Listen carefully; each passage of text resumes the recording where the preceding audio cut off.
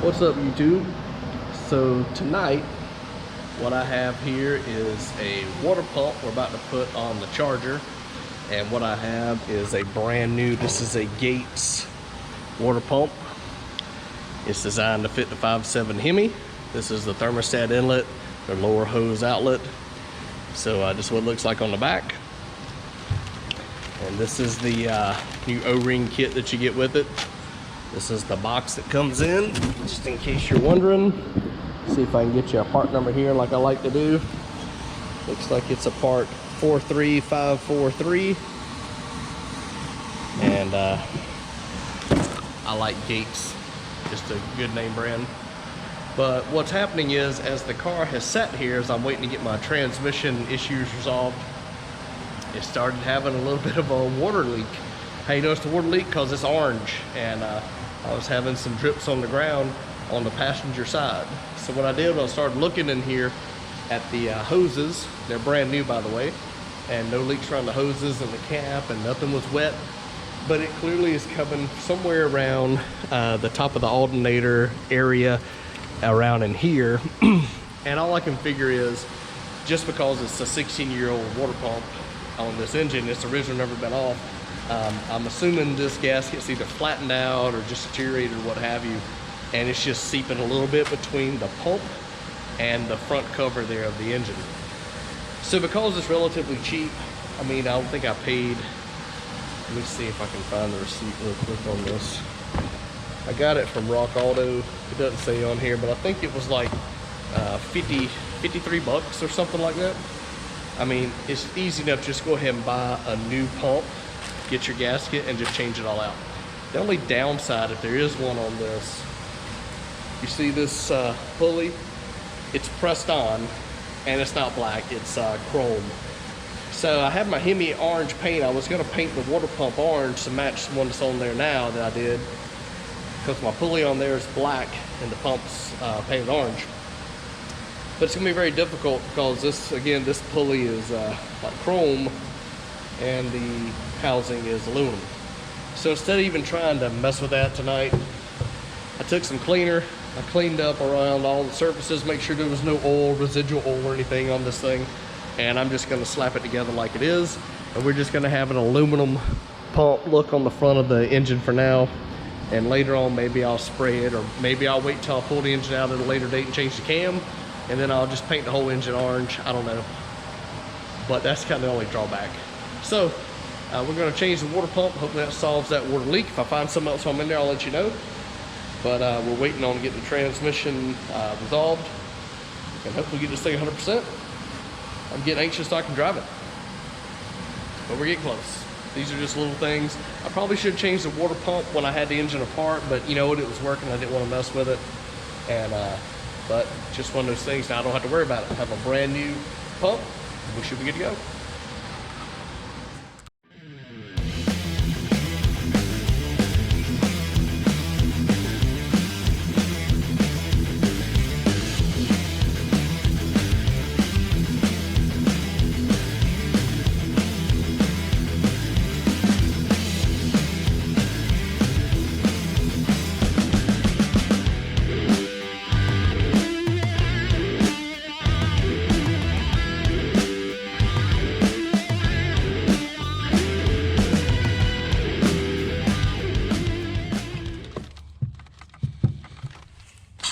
All right, so what I'm doing is I'm actually working the gasket down in there, moving it back and forth to make sure it's centered in there as tight as possible and down in the groove, which it is now. And you'll see the gasket only fits one way. So note is, do not use any silicone on this gasket. It's designed that it doesn't need silicone. Don't put silicone on it.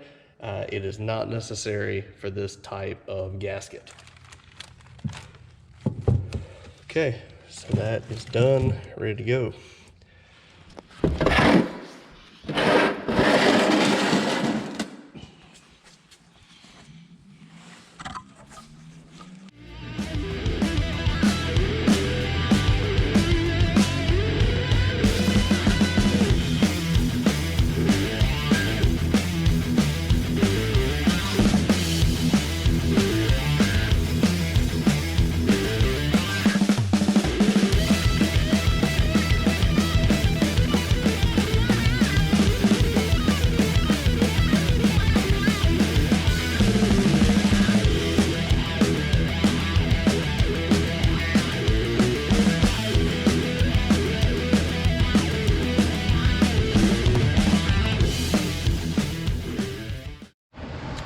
right, here's the old water pump off.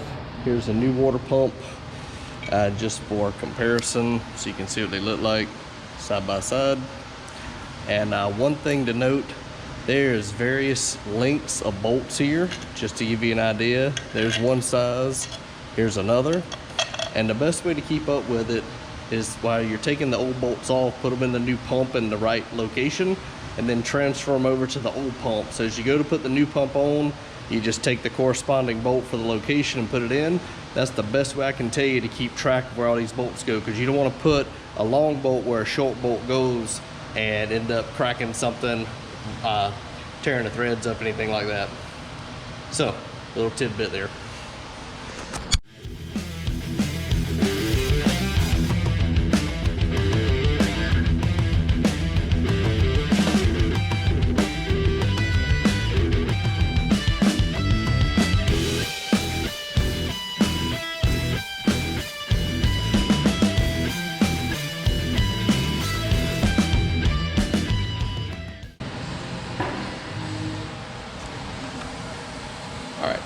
So, I got to put the serpentine belt on, hook up the air filter cold air kit again, and plug in the sensors here, which I can go ahead and do that now.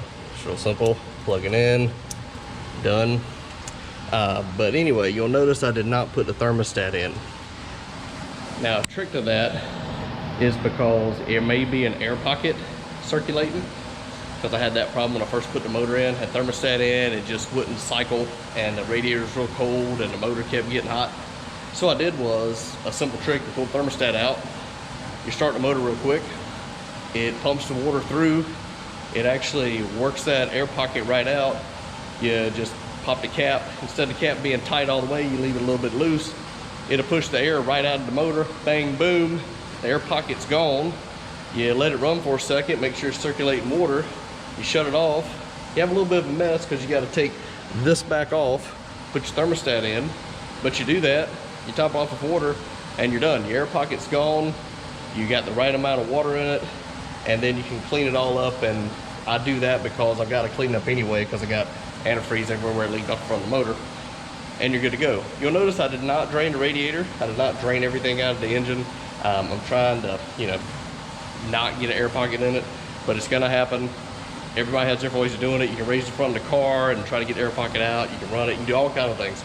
But this is probably one of the simplest things to do.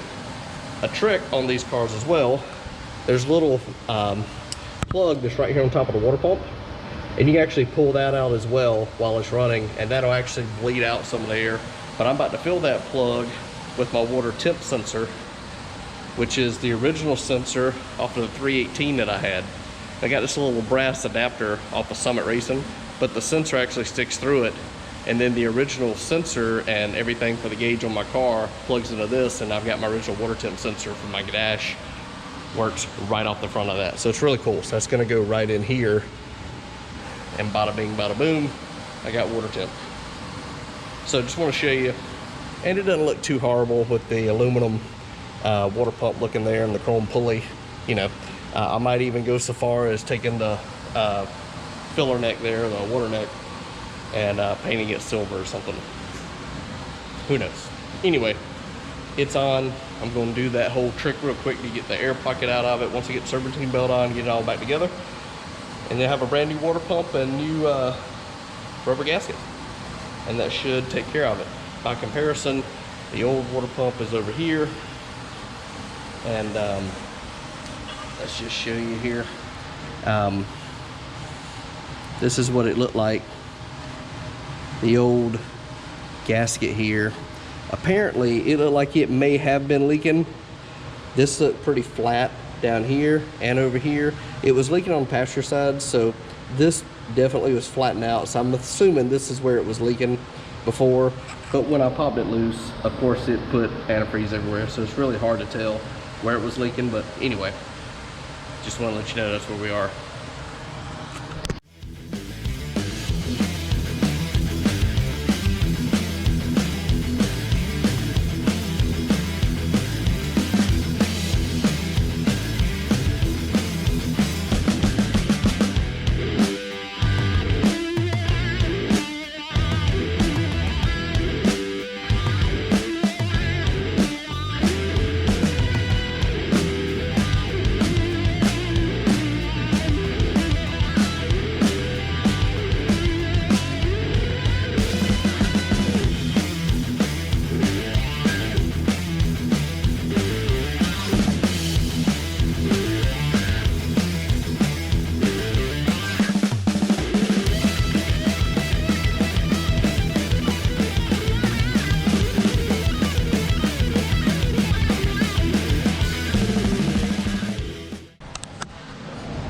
It's a little messy, but now the air is purged out. I can now take the cap off, unhook all this, pop thermostat back in, we're good to go. All right, so I got the hose loose here, bent out of the way, drained some fluid, pulled the thermostat housing off. Now I've stuck the thermostat back in here, put the robo ring on, and stick that back in place, which it is. Cleaned up some of the drippings here out of the way. It's still gonna make a damn mess, but whatever. And I decided, since I'm gonna leave the water pump aluminum, might as well take the time and take the filler neck and paint it aluminum. So it is now dry. Here's the filler neck. I had painted it orange, and now it's aluminum. So it is dry, and now I can pop it back in place like so. And as you can tell, looking at that, boom. So now we're gonna have that aluminum in the front, and then the Hemi orange there. So kind of like a mullet. Business in the front and party in the back. So we got aluminum in the front and orange in the back. Oh man. So anyway, that's just a quick way to do it. You might do it differently, but this is how I do it. And guess what? 0 air pockets. So it's done, just makes a mess. So what I'll do is I'll wipe up best I can. I'll then take a water hose and try to run it down through here, get all that residual sticky mess and stuff out of it so it doesn't smell when the car gets up to temperature. And that's pretty much it. That part will be done. So I did get it running in here. Of course, I don't have my transmission module back yet from Russell Drake. He did email me today. It is Saturday. What is it today? Saturday the 8th. And said he apologized, he got a little bit behind, but my stuff's ready. He's gonna ship it out. It'll go out Monday. So I should have it first thing next week. And then we should be able to get this thing resolved and it should shift properly. And then we'll be able to move on to the next step, which would be taking care of the rear end, putting a positive traction unit in it and changing the gears to 373s. All right, stay tuned.